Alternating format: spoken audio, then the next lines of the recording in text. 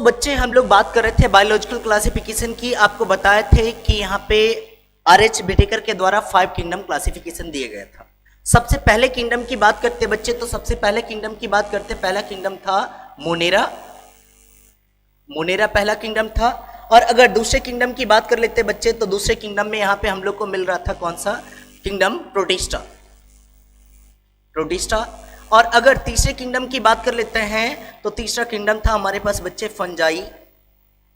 Fungi. और चौथा kingdom हमारे पास था बच्चे कौन सा था? प्लांटी। और पांचवा किंगडम हमारे पास था बच्चे कौन सा? एनिमलिया। एनिमलिया। ठीक है। मोनेरा, प्रोटिस्टा, फंजाई, प्लांटी और Animalia, this was the 5 kingdom. अब इस 5 किंगडम में से बताया था मैं आपको 4 किंगडम जो होता है बच्चे, ये आपका यूकैरियोटिक होता है। ये 4 किंगडम जो है कैसा है? यूकैरियोटिक बोल लीजिएगा, यूकैरियोटिक। और अगर मैं इस किंगडम की बात कर लूं, मोनेरा की बात कर लूं, तो इसको बोल लीजिएगा प्रोकैरियोटिक। प्रोकैरियोटिक। तो दो तरह की बातें आई, प्रोकैरियोटिक और यूकैरियोटिक की बातें आई।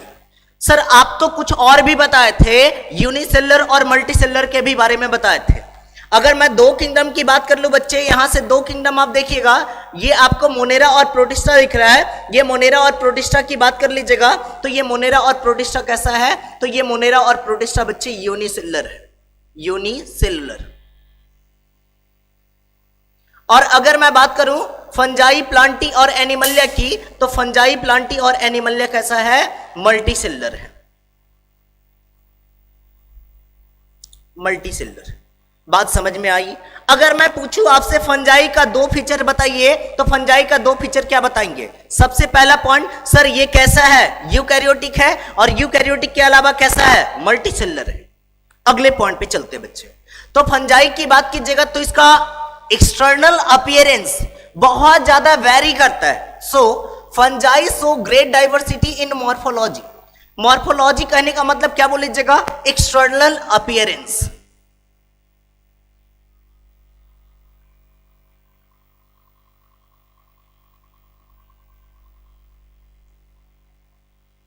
External appearance. एक्सटर्नल अपीयरेंस क्या बोल लीजिएगा? बहुत ज्यादा वेरी करता है। इसके अलावा अगर मैं बात कर लूं, इसके रहने के घर की बात कर लूं, घर की बात कर लूं, रहने के जगह की बात कर लूं, तो कहने का मतलब हैबिटेट, इसका हैबिटेट भी वेरी करता है। बोल लीजिएगा ड्राई इन्वायरमेंट में भी रह लेगा, मॉइस्ट इन्वायरमेंट में भी रह लेगा, और बोल लीजिएगा सॉइल जो भीगा हुआ है जिसमें पानी जैसा है वहां पे भी ग्रो कर लेगा। सो फंजाई आर कॉस्मोपोलाइटन। कॉस्मोपोलाइटन कहने का मतलब क्या बोलेगा? Found everywhere. Found everywhere. Found everywhere, सब जगह मिलेगा। इसको क्या बोल लीजिएगा? कॉस्मोपोलाइटन। तो 2 टर्म मैं अभी तक आपको बताया बच्चे। Fungi show great diversity in morphology. अगर बात कर लीजिएगा फंजाई की, तो फंजाई का मॉर्फोलॉजी क्या होता है? अलग अलग होता है। शेप अलग अलग होगा, साइज अलग अलग होगा, एक्सटर्नल अपीयरेंस अलग अलग होगा। जैसे ह्यूमन बींग्स की बात करूं, तो कुछ लोग काले, कुछ लोग गोरे, कुछ लोग लंबे, कुछ लोग छोटे। This is called as what? Morphology. जो बाहर से आप देख के स्टडी कर पा रहे हैं, study of external character is called as what? Morphology. And study of internal character is called as what? Anatomy. तो इसका मॉर्फोलॉजी अलग अलग देखने को मिल रहा है, एक्सटर्नल अपीयरेंस अलग अलग देखने को मिल रहा है। इसके अलावा इसके रहने का घर जो है वो भी अलग अलग है। कोई मॉइस्ट प्लेस पे रह रहा है, कोई सड़े गले चीजों पे रह रहा है, कोई पानी जहां पे खत्म हो रहा है, मतलब लैंड और एक्वेटिक सिस्टम जहां पे मिल रहा है, इकोटोन जिसको बोलते हैं, वहां पे जाके ग्रो कर रहा है। कोई लिप पे ग्रो कर रहा है, कोई वुड पे ग्रो कर रहा है, कोई आपके फूड पे ग्रो कर रहा है। तो इसको क्या बोल देंगे? इसका हैबिटेट भी क्या है? अलग अलग है। छोड़िए, आप ऐसे समझिए, पिकल्स 2 दिन बाहर छोड़ दीजिए, उसके ऊपर व्हाइट कलर का, ग्रीन कलर का कुछ अपीयरेंस होना शुरू हो जाता है। वो है एक्चुअली में क्या? वो एक्चुअली में फंगस है ना। नेक्स्ट पॉइंट पे चलिएगा। Fungi prefer to grow in warm and humid place. आप रहते तो हैं कहां पे? बरसात वाले एरिया में। लेकिन मैं पूछूं आपको सबसे ज्यादा रहना पसंद कहां पे पड़ता है? बोलते सर्दी वाले एरिया में रहना पसंद करता है। और सर्दी वाले एरिया में रहने का पसंद करने का मतलब क्या, वो इन्वायरमेंट आपके लिए बहुत ज्यादा सुटेबल है, उस इन्वायरमेंट में आपका ग्रोथ बहुत ज्यादा होता है, that is called as suitable और फेवरेबल कंडीशन। तो ये फंजाई ग्रो कहां पे करना चाहता है, वार्म प्लेस पे और ह्यूमिड प्लेस पे। जैसे बारिश के जस्ट बाद बरसात आती है और उस बरसात के शुरुआत में आपकी तबीयत बहुत खराब होती है, इसके पीछे वजह क्या है, बैक्टीरिया का स्पोर और फंगस का स्पोर इस समय सबसे ज्यादा प्रोलिफरेट करता है। बैक्टीरियल स्पोर की बात कर लीजिएगा, इसका डेवलपमेंट बहुत ज्यादा होता है और बैक्टीरिया का स्पोर का ग्रोथ ज्यादा होगा तो आपको इन्फेक्शन ज्यादा होगा। आपके फूड का स्पॉइलिंग बहुत हाई होता है, कब, गर्मी के दिनों में। क्यों, क्योंकि ह्यूमस भी हाई है और क्या बोल लीजिएगा टेम्परेचर तो वार्म है ही है, तो उस समय फंगस का ग्रोथ बहुत अच्छा होगा, बैक्टीरिया का ग्रोथ बहुत अच्छा होगा और इसीलिए क्या बोल दीजिएगा, इस समय खाना बहुत जल्दी खराब होगा क्योंकि बैक्टीरिया का ग्रोथ ज्यादा हो रहा है। नेक्स्ट पॉइंट पे चलिएगा, fungi do not have chlorophyll. अगर भाई क्लोरोफिल नहीं है तो ये खाना बना पाएगा, नहीं बना पाएगा। कहने का मतलब ये ऑटोट्रॉपिक बोले या हेट्रोट्रॉपिक, बोल लीजिएगा सर हेट्रोट्रॉपिक है, और अगर हेट्रोट्रॉपिक है तो ये खाना दूसरे से लेगा। तो fungi do not have chlorophyll and chloroplast, so fungi are called as what, heterotrophs. इसीलिए इसका क्या नाम दे देते हैं, हेट्रोट्रॉप्स नाम दे देते हैं। ये फंगस जो है इसको बोल देते हैं हेट्रोट्रॉप्स, खाना अपना खुद से नहीं बना पा रहे। सर हम लोग भी अपना खाना नहीं बना पाते तो हम लोग भी हेट्रोट्रॉप्स है, जी हाँ आप भी हेट्रोट्रॉप्स है। लेकिन अगला क्वेश्चन आपकी तरफ से आता है, सर मम्मी घर में खाना खुद से बनाती है तो क्या उसको ऑटोट्रॉप्स बोल दें? जी नहीं, वो खाना बनाती नहीं है, खाने को पार्शियल डाइजेस्ट करवाती है।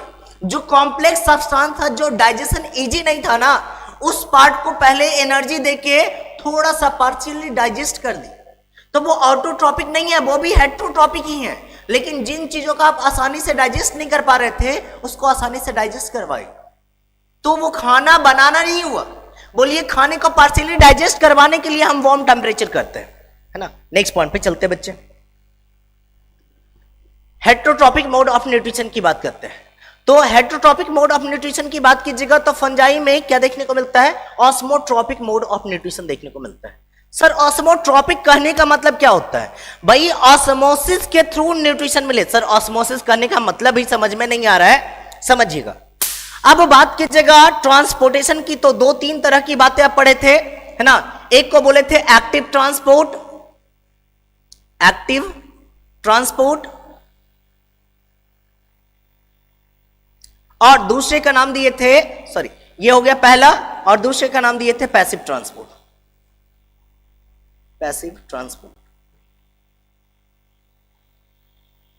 ठीक है। अगर एक्टिव ट्रांसपोर्ट की बात करते हैं ना बच्चे, तो एक्टिव ट्रांसपोर्ट और पैसिव ट्रांसपोर्ट कहने का मतलब क्या होता है, तो पैसिव ट्रांसपोर्ट करने का मतलब बिना एनर्जी खर्च किए हुए एक चीजों को दूसरे जगह पे लेके चले जाते हैं।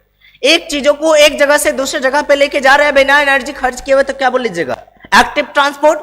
और एक चीज को एक जगह से दूसरी जगह ले जा रहे हैं, उसमें एनर्जी खर्च करना पड़ रहा है, तो इसको क्या बोल लीजिएगा, पैसिव ट्रांसपोर्ट।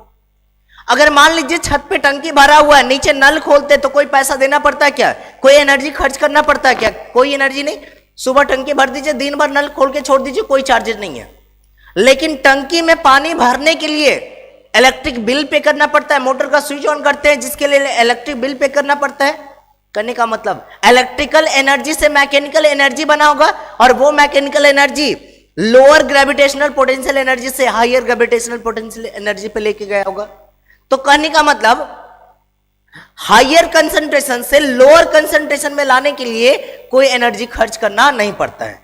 छत पे जो टंकी रखा हुआ था वहां पे ग्रेविटेशनल पोटेंशियल एनर्जी क्या है, हाई, और नीचे में क्या है, लो। तो हाई से लो लाने के लिए एनर्जी खर्च करना पड़ेगा, नहीं। लो से हाई की ओर ले जाने के लिए एनर्जी खर्च करना पड़ेगा, जी हां। दूसरे एग्जांपल से समझाता हूं। आप बच्चे हमारे कोचिंग में एडमिशन लेते हैं या कहीं भी एडमिशन लेते हैं, आपका नॉलेज बहुत कम है। आपके नॉलेज को अप करने के लिए, लो लेवल से अप लेवल पे ले जाने के लिए आपका एनर्जी खर्च हुआ क्या, या हमारा एनर्जी खर्च हुआ क्या, खर्च हुआ एनर्जी। तो लो लेवल से हाई लेवल पे लेके जाने के लिए एनर्जी खर्च करने की जरूरत पड़ती है। आपको खूब पढ़ा लिखा दिए, 1 साल 2 साल पढ़ाई लिखाई खूब, और लास्ट के 2-3 महीने घर में आराम से जाके सो गए, सारा लेवल क्या हो जाएगा, डाउन।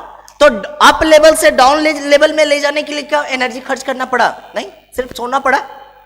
अप से डाउन आ गया तुरंत ही, इसको क्या बोल लीजिएगा, इसको बोल लीजिएगा पैसिव ट्रांसपोर्ट। बिना एनर्जी का खर्च किए हुए अप से डाउन आ रहा है तो पैसिव, और लो लेवल से अप लेवल में ले जा रहे हैं तो एनर्जी खर्च करना पड़ेगा, इसको क्या बोल लीजिएगा, एक्टिव। अब इसी में एक टर्म आता है ऑस्मोसिस या डिफ्यूजन बोल लीजिएगा। हायर एनर्जी लेवल से लोअर एनर्जी लेवल में जाना किसी भी सब्सटेंस का, इसको क्या बोल देंगे, डिफ्यूजन।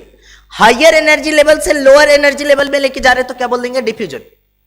सुनिएगा, ऑस्मोसिस करने का मतलब क्या होता है, वाटर का मूवमेंट, वाटर का मूवमेंट या बोल लीजिएगा सॉल्वेंट का मूवमेंट, सॉल्वेंट का हायर कंसंट्रेशन से सॉल्वेंट के लोअर कंसंट्रेशन में मूवमेंट क्या कहला जाएगा, ऑस्मोसिस कहला जाएगा।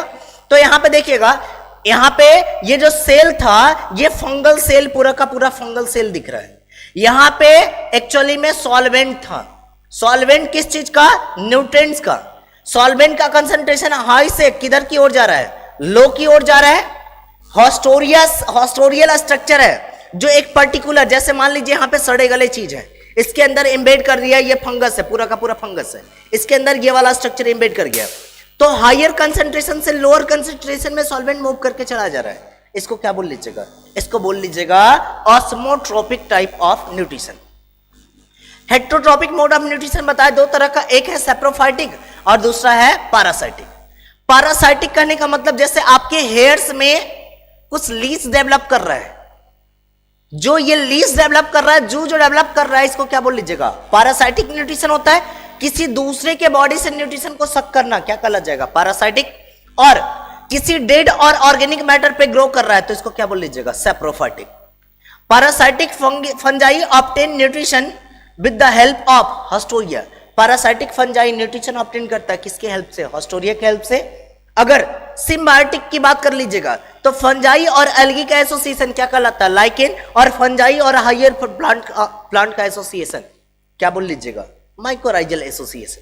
नेक्स्ट पॉइंट पे चलते हैं। अब आते बच्चे, अगर बात कर लीजिएगा फंगस के मेन बॉडी की, तो फंगस का मेन बॉडी कहलाता है माइसीलियम। पूरे के पूरे फंगस के बॉडी को आप बोल लीजिएगा माइसीलियम। माइसीलियम में कई सारे, जैसे हम धागा लिए, थ्रेड लिए और उसको पूरा लपेट दिए, है ना, बड़ा सा पार्ट निकाल के पूरा लपेट दिए, वो जो लपेटा हुआ पार्ट है उसको क्या बोल दीजिएगा, माइसीलियम। उसमें से एक धागे को निकालें तो एक धागा को जो निकाल रहे हैं ना वो क्या कहला जाएगा, हाइफी। देखिएगा ये बहुत सारा स्ट्रक्चर है, इसमें बहुत सारा स्ट्रक्चर देखने को मिल रहा है। एक स्ट्रक्चर की मैं बात कर लूं, इसको क्या बोल लीजिएगा, हाइफी, और कई सारे स्ट्रक्चर मिलकर क्या बना लेंगे, माइसीलियम बना लेंगे। अगले पॉइंट पे चलते हैं। टर्म लिखा हुआ है सेप्टम और असेप्टेट कंडीशन, सिनोसिटिक कंडीशन। मान लीजिए आपको ये दो सेल दिख रहा है, दो सेल के बीच में डिवीजन दिखेगा, बाउंड्री दिखेगा, तो एक सेल के अंदर एक न्यूक्लियस, यहां पे सेप्टा प्रेजेंट है, डिवीजन प्रेजेंट है, तो क्या बोल लीजिएगा, असेप्टेट। क्या बोल लीजिएगा, असेप्टेट। सॉरी, सेप्टा प्रेजेंट है तो सेप्टेट बोल लीजिएगा। और अगर सेप्टा एब्सेंट है, दो सेल है, दोनों के बीच में सेप्टा नहीं है, सेप्टा नहीं है, देख रहे हैं डिवीजन दिख रहा है, नहीं डिवीजन नहीं दिख रहा है, तो इसको क्या बोल लीजिएगा, असेप्टेट। असेप्टेट बोल दिए, और इसको क्या बोल लीजिएगा, सेप्टेट। अच्छा, अगर मैं बोल रहा हूं सेप्टेट तो एक सेल के अंदर कितना न्यूक्लियस, सर एक सेल के अंदर एक न्यूक्लियस। असेप्टेट बोल रहे हैं तो एक सेल के अंदर एक से ज्यादा न्यूक्लियस, इसको क्या बोल देंगे, मल्टी न्यूक्लिएटेड स्टेज।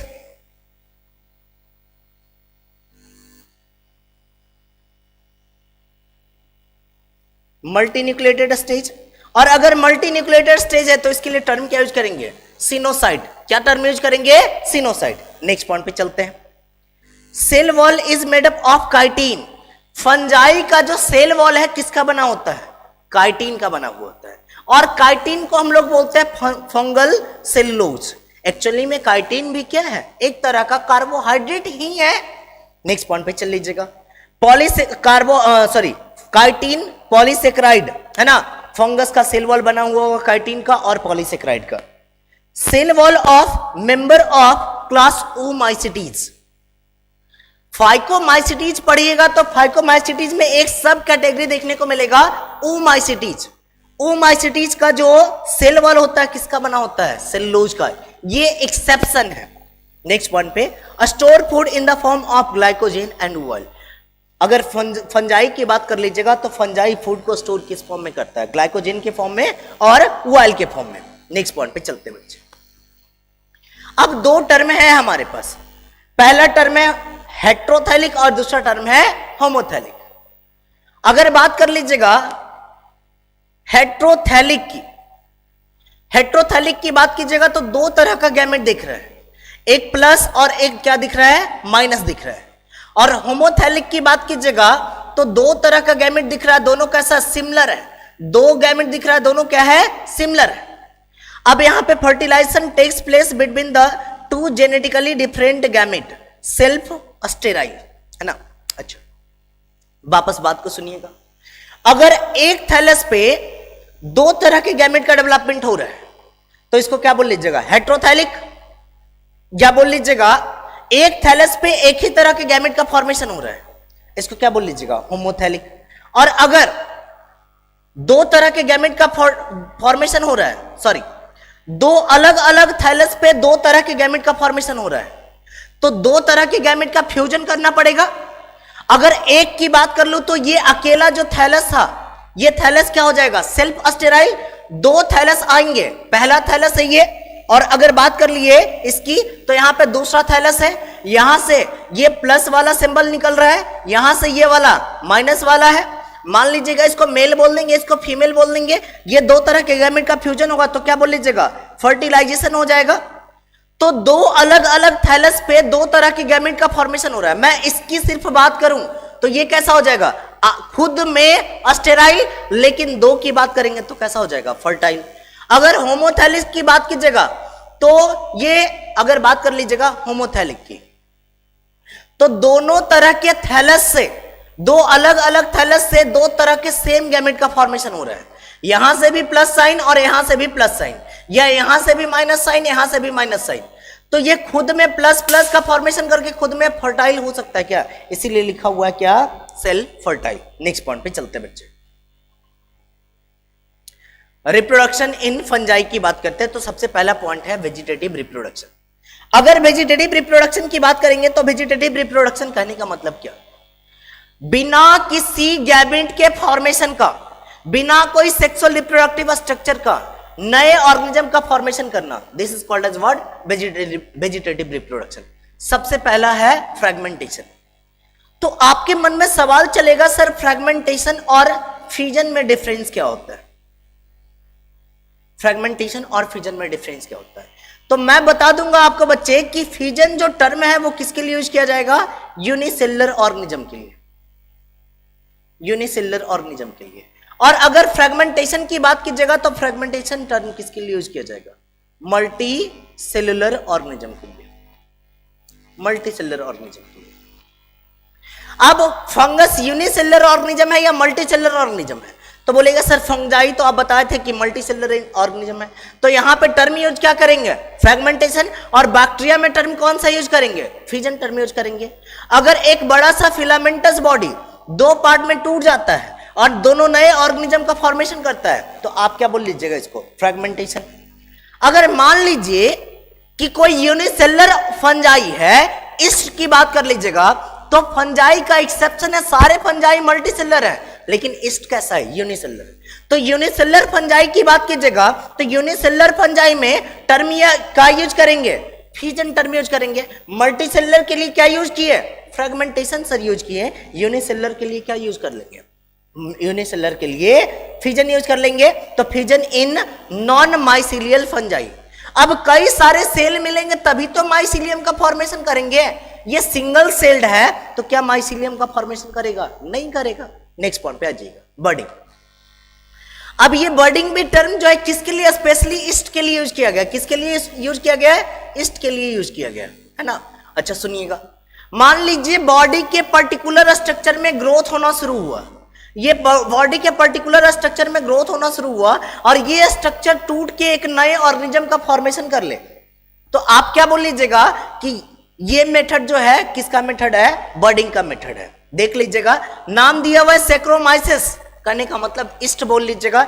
ईस्ट में बर्डिंग हो सकता है या ईस्ट में फ्यूजन हो सकता है। देखिएगा, एक ही सेल था, एक ही सेल दो पार्ट में टूट गया, एक ही सेल दो पार्ट में टूट गया तो ये किसका एग्जाम्पल हो जाएगा? बोल लीजिएगा सर ये तो फ्यूजन का एग्जाम्पल है। किसका एग्जाम्पल है? फ्यूजन का। और बॉडी से आउटग्रोथ निकल रहा है तो आउटग्रोथ वाला एग्जाम्पल किसका हो जाएगा? बर्डिंग का। ये बॉडी से जो आउटग्रोथ निकल रहा था इसको क्या बोल लीजिएगा? बर्ड बोल लीजिएगा। क्या बोल लीजिएगा? बर्ड बोल लीजिएगा। नेक्स्ट पॉइंट पे चलते हैं। अब बात करते हैं स्पोर फॉर्मेशन की, है ना। स्पोर फॉर्मेशन की बात कर लीजिएगा। असेक्सुअल रिप्रोडक्शन की बात की है तो asexual reproduction takes place by formation of, दो तरह के चीजों के फॉर्मेशन से असेक्सुअल रिप्रोडक्शन होता है। पहला है स्पोरेंजियोस्पोर और दूसरा है कोनिडियोस्पोर। जैसे मान लीजिएगा ये फंजाई का बॉडी दिख रहा था। फंजाई के बॉडी में एक छोटा सा प्रोटीडेशन निकला, ये आउटग्रोथ निकला। अब इस आउटग्रोथ का नाम क्या दे देंगे? स्पोरेंजियम। क्या नाम दे देंगे? स्पोरेंजियम। ये स्पोरेंजिया को माइसिलियम से कनेक्ट करने वाला स्ट्रक्चर क्या बोल लीजिएगा? स्पोरेंजियोफोर। स्पोरेंजियम को पकड़ के रखने वाला जो स्ट्रक्चर है इसको क्या बोल लीजिएगा? स्पोरेंजियोफोर। अब स्पोरेंजियम ब्रश करेगा तो इससे क्या निकल जाएगा? स्पोरेंजियोस्पोर। अब ये स्पोरेंजियोस्पोर जो था बॉडी के अंदर बना है या बाहर बना है? अंदर बना है, बॉडी के अंदर बना हुआ है ना, तभी ब्रश करके बाहर निकला। तो ये स्पोरेंजियोस्पोर बॉडी के अंदर बना, इसलिए हम इसको क्या बोल देते हैं?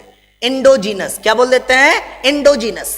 अब मान लीजिए ये जो स्पोर है, स्पोर जनरेट करेगा, किसका फॉर्मेशन करेगा? ये हैप्लॉइड बॉडी का फॉर्मेशन करेगा। अब ये स्पोरेंजियोस्पोर जो हो सकता है दो तरह का हो सकता है, मोटाइल हो सकता है, नॉन मोटाइल हो सकता है। मोटाइल करने का मतलब एक जगह से मूव करके दूसरी जगह पे जा रहा है, एक जगह से घूम के दूसरी जगह पे जा रहा है। तो मोटाइल होगा तो फ्लैजेला क्या होना चाहिए? प्रेजेंट होना चाहिए। देखिएगा क्या लिखा हुआ है? फ्लैजेलेटेड। अगर बात कर लीजिएगा फ्लैजेला प्रेजेंट है ना, अगर फ्लैजेला प्रेजेंट है तो कैसा हो जाएगा? मोटाइल। और इस तरह के स्पोर का नाम क्या दे देंगे? जूओस्पोर। और अगर नॉन मोटाइल है तो क्या बोल लीजिएगा? फ्लैजेला क्या है? एब्सेंट। और अगर फ्लैजेला एब्सेंट है तो इसको क्या नाम दीजिएगा? एप्लेनोस्पोर। क्या नाम दीजिएगा? एप्लेनोस्पोर। नेक्स्ट पॉइंट पे चलते हैं। असेक्सुअल रिप्रोडक्शन की बात कर रहे थे, कोनिडिया फॉर्मेशन की बात कर रहे थे।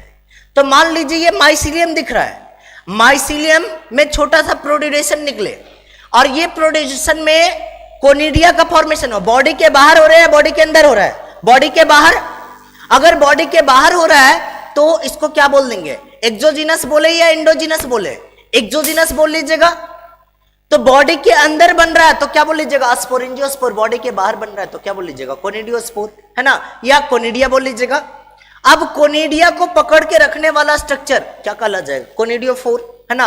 और कोनिडिया जनरेट करेगा, किसका फॉर्मेशन करेगा? माइसिलियम का। नेक्स्ट पॉइंट पे चलते बच्चे। असेक्सुअल रिप्रोडक्शन में क्या क्या फिनोमेनन हो रहा है? तो असेक्सुअल रिप्रोडक्शन की बात, असेक्सुअल रिप्रोडक्शन में क्या कुछ हुआ वो सारी बातें बता दी है। सेक्सुअल रिप्रोडक्शन की बात करते हैं तो the structure in which gamete are formed is called as what? Gametangium. जिस स्ट्रक्चर के अंदर गैमेट बन रहा है उस स्ट्रक्चर का नाम क्या देंगे? Gametangium. Sexual reproduction in fungi complete in 3 step. पहला स्टेप है प्लाज्मोगैमी, दूसरा स्टेप है कैरियोगैमी और तीसरा स्टेप है मियोसिस। अब सुनिएगा, मान लीजिए दो गैमेट आपस में फ्यूज किया है तो सबसे पहला काम क्या होगा? सबसे पहला काम यहां पे वॉल जो है ये वॉल डिसॉल्व होगा और वॉल डिसॉल्व होकर कुछ इस तरह का स्ट्रक्चर का फॉर्मेशन करेगा। इस तरह के स्ट्रक्चर का फॉर्मेशन किए। अब इस तरह के स्ट्रक्चर का जो फॉर्मेशन हो रहा था, देखिएगा सबसे पहला काम क्या हुआ? प्लाज्मा मेम्ब्रेन का फ्यूजन हुआ तो क्या नाम दे दिए? प्लाज्मोगैमी। देखिएगा दो गैमेट आपस में फ्यूज किया तो फ्यूजन के प्रोसेस को क्या नाम दे देंगे? प्लाज्मोगैमी। अब एक सेल बन गया, एक सेल के अंदर कितने न्यूक्लियस आ गए? 2 न्यूक्लियस आ गए तो कौन से स्टेज बोलेंगे? डाई करने का मतलब 2 और कैरियोन करने का मतलब न्यूक्लियस। तो प्लाज्मोगैमी का रिजल्ट क्या है? सबसे पहला आया प्लाज्मोगैमी और प्लाज्मोगैमी का रिजल्ट क्या आया? Dikaryon. अब अगला स्टेप क्या चलेगा? अगला स्टेप चलेगा कैरियोगैमी। अगर बात कर लीजिएगा कैरियोगैमी तो कैरियोगैमी कहने का मतलब क्या? एक बड़ा सा सेल बन गया, 2 न्यूक्लियस आपस में फ्यूज कर रहे हैं। अब 2 न्यूक्लियस आपस में फ्यूज कर रहे हैं तो न्यूक्लियस के लिए टर्म क्या यूज कर लेंगे? कैरियो। और गैमी कहने का मतलब फ्यूजन। 2 न्यूक्लियस आपस में फ्यूज कर रहा है तो आप क्या बोल लीजिएगा? कैरियोगैमी। अब कैरियोगैमी का दूसरा नाम क्या बोल सकते हैं? सिनकैरियोन। कैरियोगैमी से जो रिजल्ट बना, दो न्यूक्लियस एक में फ्यूज हो गया, टर्म क्या बोल दीजिएगा, सिन कैरियन, या सिन कैरियन के अलावा क्या बोल लीजिएगा, जाइगोट। मान लीजिए ये दोनों जो गैमेट था हैप्लॉइड था, मानना नहीं है, बोलना है, गैमेट आर ऑलवेज हैप्लॉइड। दो गैमेट जो फ्यूज किया दोनों हैप्लॉइड था। अब दो हैप्लॉइड न्यूक्लियस के फ्यूजन की वजह से ऑर्गेनिज्म जो बनेगा कैसा हो जाएगा, डिप्लॉइड। हमको ऑर्गेनिज्म चाहिए हैप्लॉइड और ये बन कैसा रहा है, डिप्लॉइड। तो हम क्या करवा देंगे, मियोसिस, मियोसिस करवा देंगे, 4 स्पोर बना, चारों कैसा होगा, हैप्लॉइड। अब यही चारों स्पोर जर्मिनेट करेंगे, किसका फॉर्मेशन करेंगे, माइसिलियम का। So there is long gap between the plasmogamy and karyogamy. अगर प्लाज्मोगैमी और कैरियोगैमी में गैप आया, लॉन्ग गैप दिखा, तो डाइकैरियोन स्टेज क्या हो जाएगा, विजिबल, और लॉन्ग गैप नहीं दिखा तो डाइकैरियोन स्टेज विजिबल होगा नहीं। तो कहां कहां पे विजिबल होता है डाइकैरियोन स्टेज, एस्कोमाइसिटीज और बेसिडियोमाइसिटीज में डाइकैरियोन स्टेज क्या होता है, विजिबल होता है। लेकिन फाइकोमाइसिटीज और डिटेरोमाइसिटीज की बात कीजिएगा, सर डिटेरोमाइसिटीज में सेक्सुअल रिप्रोडक्शन होगा ही नहीं, तो कहां से ये सारे प्रोसेस, तो फाइकोमाइसिटीज में क्या होता है, अपसेट। नेक्स्ट पॉइंट पे चलते हैं, सेक्सुअल रिप्रोडक्शन की बात कर रहे थे, तो अगले स्टेप पे आते हैं। तो अगला स्टेप है हमारा गैमेटेंजियल कांटेक्ट की बात करते हैं। गैमेटेंजियल कांटेक्ट करने का मतलब क्या होता है, जैसे समझिएगा, एक माइसिलियम पे दो डिफरेंट हाइफा, एक ही माइसिलियम है, एक ही बॉडी पे दो हाइफा अलग अलग है। जैसे समझिएगा, ये माइसिलियम है, ये माइसिलियम का दो हाइफा आपको दिख रहा है। एक को मैं ब्लू कलर से कलर कर दे रहा हूं, ये ब्लू कलर से कलर कर दिया हूं, ठीक है। नेक्स्ट पॉइंट पे देखिएगा, एक को रेड से कलर कर दे रहा हूं। माइसिलियम सेम है लेकिन हाइफा क्या है, अलग अलग है। तो एक माइसिलियम पे दो हाइफा है, एक किसकी तरह काम कर रहा है, एंथ्रीडियम की तरह, और दूसरी किसकी तरह काम कर रहा है, ओगोनियम की तरह। एंथ्रीडियम से क्या बनेगा, मेल न्यूक्लियस, और ओगोनियम से क्या बनेगा, फीमेल न्यूक्लियस। और ये दोनों आपस में फ्यूज करेंगे, कौन सा प्रोसेस हो जाएगा, प्लाज्मोगैमी। और प्लाज्मोगैमी के बाद क्या होगा, कैरियोगैमी, और कैरियोगैमी का रिजल्ट क्या होगा, जाइगोट, और उस जाइगोट का नाम क्या दे देंगे, oospore नाम देंगे। अब oospore में क्या होगा, मियोसिस, और मियोसिस के थ्रू क्या बन जाएगा, हैप्लॉइड स्पोर, और हैप्लॉइड स्पोर करके जर्मिनेट करके क्या बना देगा, माइसिलियम बना देगा। देखिए ना, दो एक ही माइसिलियम पे दो डिफरेंट हाइफा, प्लाज्मोगैमी हुआ सबसे पहले, प्लाज्मोगैमी, और प्लाज्मोगैमी के बाद क्या हुआ, कैरियोगैमी। कैरियोगैमी का रिजल्ट क्या है, जाइगोट, उस जाइगोट का नाम क्या दिए, oospore, और oospore में क्या हुआ, मियोसिस, और मियोसिस के थ्रू हैप्लॉइड स्पोर। गैमेटेंजियल कांटेक्ट मैं बोल रहा था, कॉपुलेशन नहीं बोला। दो अलग अलग बॉडी पे दो अलग अलग माइसिलियम फ्यूज कर रहा है, दो अलग अलग माइसिलियम का दो अलग अलग हाइफा फ्यूज कर रहा है, बोल लीजिएगा गैमेटेंजियल कॉपुलेशन। एक ही माइसिलियम पे दो हाइफा फ्यूज कर रहा है, गैमेटेंजियल कांटेक्ट हो रहा है, ठीक है। नेक्स्ट पॉइंट पे चलिए, अगर गैमेटेंजियल कांटेक्ट हुआ तो oospore का फॉर्मेशन होगा, और गैमेटेंजियल कॉपुलेशन हुआ तो जाइगोस्पोर का फॉर्मेशन होगा। नेक्स्ट पॉइंट पे चलते बच्चे, तो गैमेटेंजियल कॉपुलेशन की बात कर रहे थे, इसको बोलते हैं आइसोगैमी। क्यों बोलते हैं आइसोगैमी, जो समझिएगा, एक ही माइसिलियम, दो अलग अलग माइसिलियम पे दो अलग अलग हाइफा है, इन दोनों हाइफा का फ्यूजन हो रहा है। तो सबसे पहला स्टेप कौन सा, प्लाज्मोगैमी, उसके बाद कौन सा स्टेप, कैरियोगैमी, और रिजल्ट क्या बना, जाइगोट। जाइगोट का नाम क्या दे देंगे, जाइगोस्पोर, है ना। अब जाइगोस्पोर में क्या होगा, मियोसिस, और मियोसिस के थ्रू क्या होगा, हैप्लॉइड स्पोर। हैप्लॉइड स्पोर का जर्मिनेशन किस पे कन्वर्ट हो जाएगा, माइसिलियम, है ना। ये बातें समझ में आ गई। तो सेक्सुअल रिप्रोडक्शन में गैमेटेंजियल कांटेक्ट क्या होता है, गैमेटेंजियल कॉपुलेशन क्या होता है, ये सारी बातें समझ में आ गई। सोमैटोगैमी की बात करते हैं। सोमैटोगैमी कहने का मतलब क्या होता है बच्चे, वैसा सेक्सुअल रिप्रोडक्शन जिसमें स्पेशल सेक्सुअल रिप्रोडक्टिव स्ट्रक्चर का फॉर्मेशन नहीं हो रहा है, सेक्स ऑर्गन का फॉर्मेशन नहीं हो रहा है, two hypha come close to each other and get fuse. दो माइसिलियम दो हाइफा आके फ्यूज कर रहा है, और दो हाइफा फ्यूज करके क्या कर रहा है, नए ऑर्गेनिज्म का फॉर्मेशन कर रहा है, तो इसको क्या बोल लीजिएगा, सोमैटोगैमी। स्पर्मेटाइजेशन की बात कर लीजिएगा। Some fungi form uninucleate thin walled non motile spore like bodies. कुछ फंगस में क्या होता है, यूनिन्यूक्लियेटेड थिन वॉल होता है और non motile spore like body का फॉर्मेशन करता है।